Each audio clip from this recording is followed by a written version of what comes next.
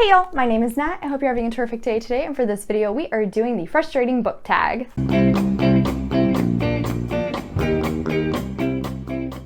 So this tag was created by the lovely Paige at the PM Reader, and I will put a link to her video in the cards up above. I'm always impressed by people who can make their own tags because not creative enough for that. Jumping right in, first question. Name a book you predicted would be 5 stars but wasn't.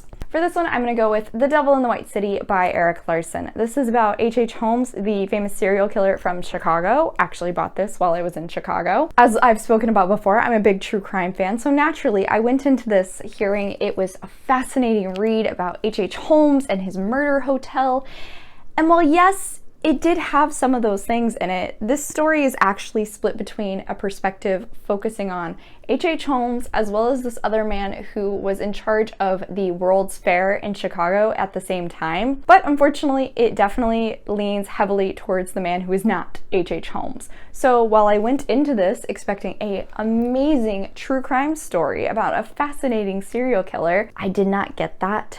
Instead, this was like a 3-star book. It was interesting, was not at all what I was expecting to read about. Next question. What book had a great beginning but an ending that let you down? For this one, I'm gonna go with In the Woods by Tana.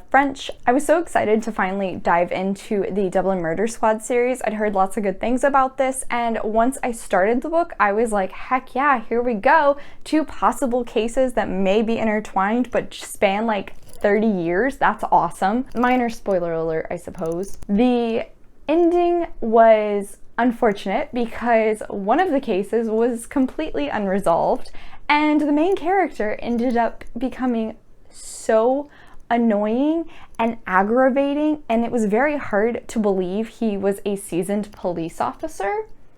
Next question. Do you have a book with a pretty cover but an ugly spine? So not so much that it's a pretty cover, but it's definitely an ugly spine in comparison to the other 2 books by this author. So as I've mentioned time and time again, Karen McManus is one of my favorite authors. I own all 3 of her published works, but these 2 are a series, yet they don't look like they're in a series.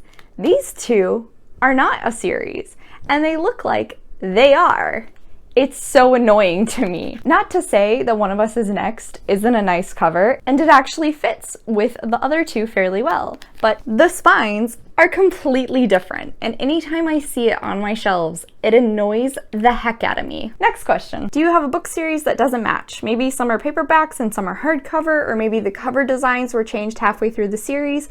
Does it bother you? Excluding my trilogies, I think the only 2 series I own the entirety of are Charlie Davidson, which is in my closet, and the Harry Potter series. Obviously, you can see these don't all match. I actually have the British edition of the 5th book. All the rest are regular American, and they are slightly hardback and slightly paperback. I don't mind it too much. I owned the 3rd and the 4th book already from like buying them when they first came out, but the rest of them were actually gifts from friends and my boyfriend. So naturally, I'm not gonna complain that they got me a hardback when I owned paperbacks or anything like that, because free books. My Charlie Davidson series is the same way. Half of the books are paperback and half are hardback. Most of the paperbacks are also mass market, and I'm sure that would annoy most people, but I don't really care. Next question. Is there a book from your youth you can remember parts of but cannot remember the name of or find anywhere? Yes, actually, I knew exactly where I was going with this. There was a book in the prime time of paranormal romances. Basically, the guy was a vampire, the girl was a goth chick,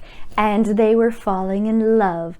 I picked up one of the books from Half Price Books and then realized about halfway through reading it that I was actually reading the 3rd in a series. I put it down, was planning to try and find the rest of those series, never did, never picked it back up, can't remember what the book was called, can't remember the series, can't remember the author. Next question. Are there any books you're certain you've read but cannot remember anything about? May I point you in the direction of my tier ranking books I read for school? An entire tier was simply books I don't remember anything about. Next question. Have you ever recommended a book you love to someone and they started telling you everything they don't like about it? Does it bother you? In other words, do your feelings get hurt when someone doesn't love one of your favorite books? I genuinely don't know if I've ever recommended a book to someone and then them tell me they hate it. So this is all hypothetical, but I'm fairly certain I just deal with it. I mean, people have differing opinions. I'm an adult. I can admit that what's my favorite won't be another person's favorite. It's okay. I'll live. Next question. What is your worst experience loaning a book to someone? All right, so it's story time. So about this time last year, I was starting my senior year of college and I was reading I'll Be Gone in the Dark by Michelle McNamara. I remember reading it on the plane to Ohio. And shortly after the school year started, I had finished it, and one of my best friends, Allie, asked me if she could borrow it, and I said sure. Well, Allie borrowed it, Allie read it, then one of our mutual friends and her roommate, Claire, asked if she could borrow it, and I said sure, why not? So Claire took it from Allie. Claire read it. After Claire finished, our other mutual friend and Allie's other roommate, Vic, asked if she could borrow it, and I said sure, why not, no worries. So Vic had the book. Then we went on spring break, and you know what happened around spring break? Coronavirus and quarantine.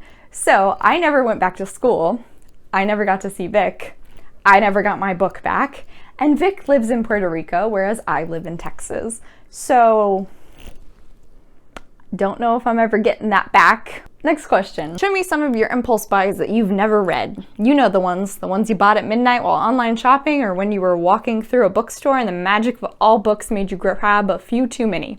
And we can't forget all those books at such a good price that somehow make it into our shopping bags. Wow, Paige is really calling us out, guys. The two that first came to mind were these gorgeous Epic Tales editions of both Chinese and Norse myths and folklore. I have not read either of them. They were both 100% cover buys.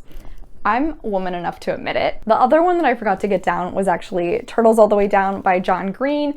I hadn't heard anything about this book, and then I saw it on a shelf at Target and I knew it was John Green, and then it had a sticker on it saying it was signed, and I was like, well, I gotta buy it. Final question. Just to make you hate me a little bit more, how many unread books are on your shelves? So I went through and counted, and physically, I think I only own 8 books that I haven't read.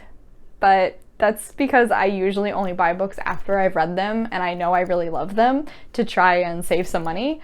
Or if I buy a book, I read it fairly quickly after I've bought it. Since this is a tag, naturally I have to tag some people, but guess what? I didn't plan, so I'm just gonna link some people in the description down below, or if you want, feel free to do this tag, spread it around, give Paige some love. As always, thank you so much for coming to my channel today, guys. I really appreciate it. Make sure to hit like and subscribe down below. I come out with videos on Monday and Friday, but until then, I hope you continue to have a terrific day. Bye.